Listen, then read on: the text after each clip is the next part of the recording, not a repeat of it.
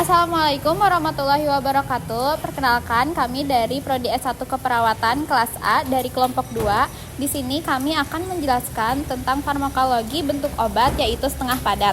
Perkenalkan, saya Yosya Sutarsi. Saya Risma Febriani. Saya Ridwan Pujawan. Saya Indri Aulia. Saya Galda Afra. Saya Fahira Aulia. Saya Misela Cindi Cayani. Saya Maaparis Ramadan. Saya Witsa Fitri. Saya Tiara Hayu. Sediaan setengah padat adalah sediaan farmasi yang berada di antara bentuk padat dan cair, memiliki konsistensi yang lembek atau kental, dan umumnya digunakan untuk penggunaan luar atau tropikal, seperti pada kulit, selaput lendir, atau rektal. Tujuan penggunaannya bisa berupa efek lokal, misalnya mengurangi iritasi kulit, atau efek sistemik melalui penyerapan ke dalam tubuh. Karakteristik sediaan setengah padat. Yang pertama ada konsistensi, tidak keras seperti tablet, namun tidak cair seperti sirup. Yang kedua, penggunaannya umumnya untuk pemakaian luar. Dasar pembawaannya bisa berupa lemak, minyak, air, atau kombinasi. Dapat juga mengandung bahan aktif tunggal atau campuran. Stabilitas fisik dan kimia harus diperhatikan karena mudah rusak oleh suhu dan kontaminasi mikroba. Jenis-jenis sendian setengah padat yaitu yang pertama krim. Dasarnya emulsi minyak dalam air atau air dalam minyak. Lalu ciri khasnya lebih mudah diserap, tidak terlalu lengket, bisa dicuci dengan air. Kegunaannya mengobati peradangan ringan, infeksi kulit atau sebagai pelembab. Lalu contohnya yaitu krim hidrokortison dan krim antifungsional. 2 gel dasar berbasis air menggunakan gelling agen, misalnya Carbomer. Ciri khasnya transparan, dingin saat diaplikasikan, mudah kering.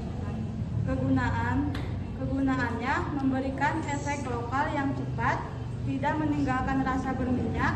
Contohnya gel lidah buaya, gel analgesik seperti diclofenac gel. Selanjutnya ada pasta. Komposisinya mengandung lebih banyak serbuk, lebih dari 50% dibanding salep. Ciri khasnya lebih keras atau kental, melekat di tempat aplikasi, memberikan efek protektif. Kegunaannya cocok untuk kondisi kulit yang basah, luka lecet, eksim. Contohnya pasta zinc oxide untuk ruang pokok. Keuntungan obat setengah padat. Yang pertama yaitu mudah diaplikasikan ke permukaan tubuh. Yang kedua yaitu bisa memberikan efek lokal tanpa efek sistemik yang besar. Yang ketiga yaitu cocok untuk pasien yang tidak bisa menelan obat. Yang keempat yaitu ada dosis dapat dikontrol oleh area aplikasi. Kerugian obat setengah padat. Yang pertama, tidak semua orang menyukai sensasi lengket atau berminyak. Yang kedua, penyerapan tidak bisa konsisten, tergantung pada jenis kulit dan kondisi. Yang ketiga, rentan terhadap kontaminasi bila tidak disimpan dengan baik. Yang terakhir, beberapa jenis, misal salep berbasis lemak, bisa menodai pakaian. Contoh penggunaan obat pada luka. 1. Salep. Contoh luka kering dan pecah-pecah, misalnya pada tumit atau siku. Dermatitis atopik, kulit kering dan gatal kronis, infeksi bakteri pada kulit, impetigo. 2. Gel. Contoh luka bakar ringan grade 1, nyeri otot atau kesleo ringan, dan jerawat. Pasta, contoh lukanya ruam, popok pada bayi, eksim basah atau lecet karena gesekan, luka akibat infeksi jamur pada lipatan kulit. Kesimpulannya adalah sediaan setengah padat merupakan bentuk sediaan farmasi yang digunakan secara topikal, yaitu dioleskan pada kulit atau selaput lendir, dan memiliki konsistensi antara cair dan padat. Obat dalam bentuk setengah padat bertujuan memberikan efek lokal atau sistemik melalui penyerapan ke dalam kulit.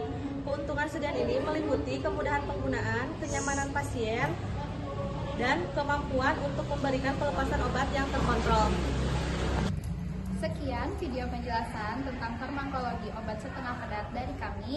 Wassalamualaikum warahmatullahi wabarakatuh. Banyak mitos di masyarakat tentang penanganan luka bakar yang masih salah. Misalnya mengoleskan pasta gigi atau body lotion pada kulit yang mengalami luka bakar. Gimana penanganan luka bakar yang tepat? Ini kata dokter. Luka bakar ringan biasanya terjadi saat kulit tidak sengaja terkena air panas, alat setrika, ataupun knalpot. Luka bakar ada 3 tingkatannya.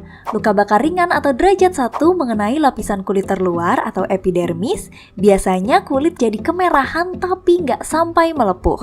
Luka bakar sedang atau derajat 2 mengenai epidermis dan sebagian lapisan dermis kulit atau lapisan kulit yang lebih dalam, biasanya kulit merah dan melepuh. Luka bakar berat atau derajat 3, kerusakannya mulai dari kulit terluar hingga dalam atau sampai otot bahkan tulang. Kulit jadi hangus dan mati rasa. Pada luka bakar derajat 3 harus segera dibawa ke rumah sakit karena memerlukan penanganan pembedahan hingga cangkok kulit. Untuk luka bakar ringan hingga sedang yang tidak begitu luas, bisa mendapatkan penanganan awal di rumah. Caranya, segera setelah mengalami luka bakar, aliri area luka bakar dengan air keran suhu normal selama 20 menit. Tujuannya mengurangi nyeri dan biar suhu panas dari luka bakar nggak menjalar ke jaringan lebih dalam. Kalau nggak ada air keran, bisa dikompres pakai kain yang udah direndam air, ganti kompres sesering mungkin selama 20 menit.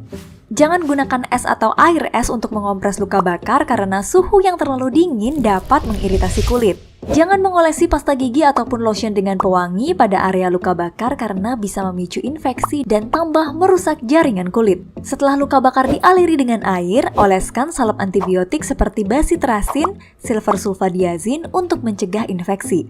Kemudian tutup luka bakar dengan perban steril. Jika luka bakar cukup luas, segera ke layanan kesehatan terdekat.